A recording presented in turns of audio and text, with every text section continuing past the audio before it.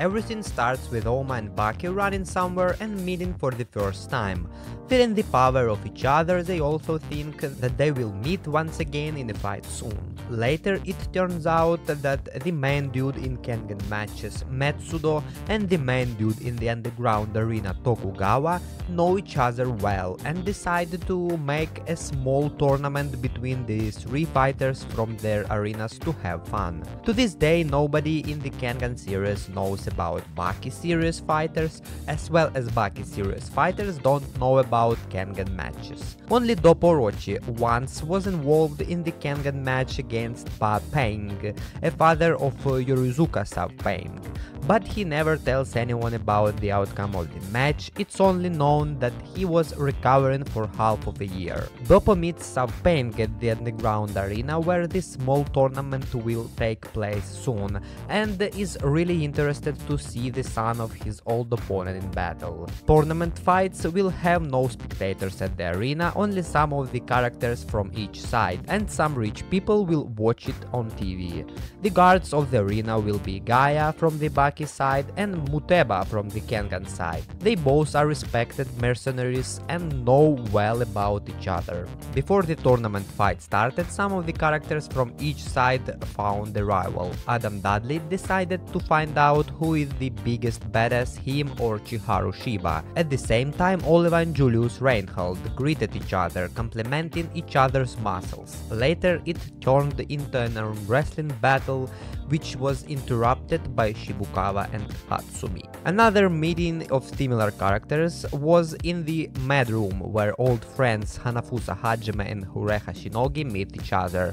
They are studied together in medical college. Finally, the fights of the tournament are about to begin. Metsudo and Tokugawa have carefully chosen every participant, and in the first fight, the Baki side will be represented by Hanayama Kaoru and the Kengan side by Sub-Peng, who was shown before. If look at the size of the fighters, looks like Sub-Peng had no chance.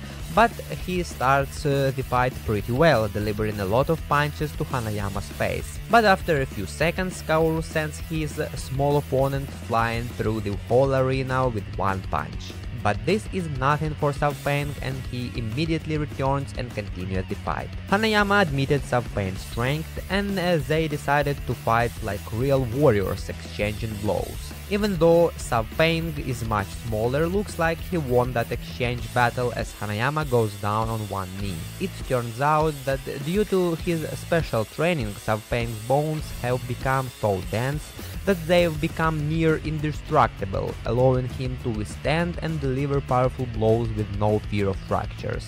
Feeling the smell of victory, Sub-Peng brought down the rain of punches on Hanayama, but this was a mistake, as Kaoru caught his arm with a signature move, where he held it so tight that it exploded due to the blood restriction, making his arm useless. Then sends Sub-Peng flying through the arena once again. But even such incredible damage does not stop Yorizuka, and he begins to take Hanayama's punches with the most powerful bone in his body, his head.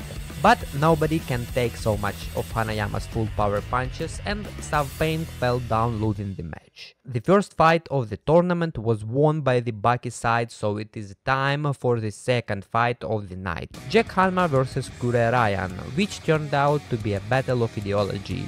Ryan is a part of the Kure clan, a clan of assassins who, from generation to generation, gave birth to stronger and stronger fighters, whose main technique is to remove the brain limits on an individual's muscular strength output. And Ryan is the best one, being able to release 100% of the power. So he does not like Jack from the beginning, as he denies the rules of nature using drugs to become stronger. At the same time, Jack wants to prove that it doesn't matter how you get strength, the final result is much more important.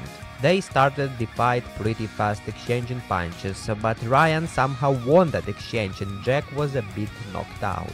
But then Jack woke up and showed Ryan that nothing was over yet, taking back the advantage in the fight. It makes Ryan to use his removal to release his true strength, taking back the advantage in the fight.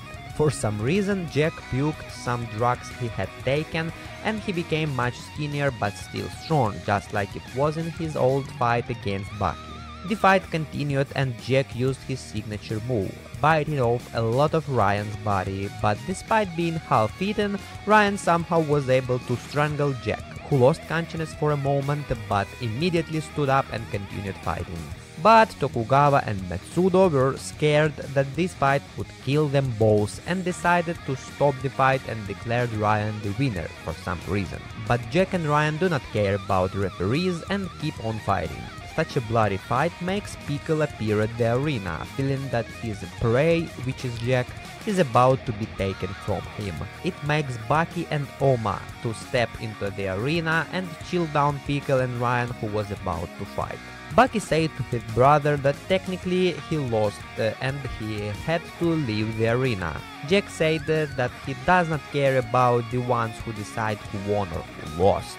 His own opinion only matters and he left the arena not defeated. At the same time, Ohma sends Pickle away by talking to him, and Ryan was taken away from the arena by Katsumi and Retsu, treating Baki, who does not care. So this second fight was won by the Kengan side and the time of the final fight comes. As they both knew that they would fight each other, they were preparing. Baki was shadow fighting and Ohma was sleep fighting a lot. The fight started and both fighters respectively studied the enemy. Baki makes the first move, with a fast kick sending Ohma to the ground. Ohma did not lose consciousness and was ready for the next attack, redirecting the power of Baki's kick back to his opponent. In the exchange punches, Baki was able to send Ohma flying away to the wall. Baki was about to deliver a significant punch, but Ohma once again was able to block it using Nika style. In another punch exchange, Baki delivers a slap with the power of a whip, which makes Ohma fall to the ground in agony. Baki continues to dominate with another powerful kick, taking away the advantage in the fight from Ohma. Wanting to end the battle, Baki used Cockroach Dash, charging at Ohma with incredible speed, but Tokita was still able to block it. To keep up with Baki, Ohma had to use his advance, which made his heart beat fast as hell, making Ohma incredibly strong. Answering to Ohma's ultimate technique, Baki used Demon Back, which made this fight inhuman. In the exchange of the strongest punches, both fighters fell down to the ground, which made their fight to be a draw. At the same time, Yujiro feels the power smell at the arena and came to meet Ohma. It turns out that Yujiro knows about Nika's style and wants to test Ohma in a fight. But out of nowhere, the strongest dude from Kengan verse appeared. Kuroki Gensai came to the arena and really wanted to fight Yujiro. Baki and Ohma, angered that their fight was interrupted, charged at the gods, but adult man chilled the kids with one punch. It turned out that the fight between Kuroki and Yujiro was in Tokugawa's and Matsudo's plans, but for now the tournament was over with no winner. Baki and Ohma wanted to fight again, but due to the damage they took in their fight and the damage they taken from Yujiro and Kuroki, they weren't able to do so, so they decided to meet each other once again later. Meanwhile, the biggest fight of the crossover was in full swing. Adam Dudley meets Chiharu Shiba at the restroom doors, deciding who will give up and go pee first. Move it, you move it. Move it, you move it. Move it, you move it. Move it, you move it. Move it, you move it. Move it, you move it. 6.5 hours later.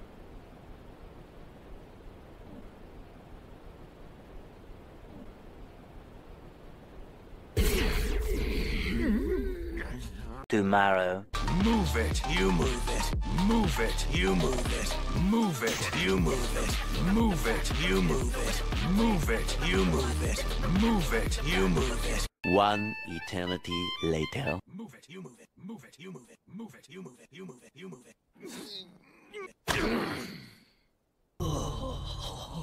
Also, sometime later, Akoya Seishu meets prisoners near the arena and looks like about to fight them all at once. What do you think about this crossover? Do you think the part 2 will be released someday in the future? Leave your comments down below. If this video was interesting to you, leave a like and subscribe for more. Thank you all for watching. For today I'm out. Goodbye.